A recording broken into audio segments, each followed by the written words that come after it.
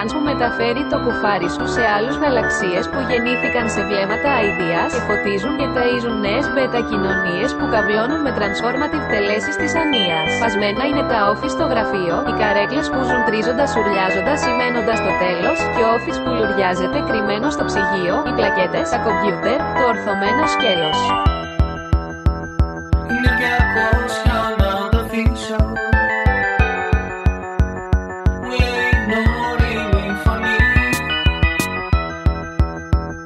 Το μπλακωμένο μάρκετ και ανοίγει κάθε μεταξύ.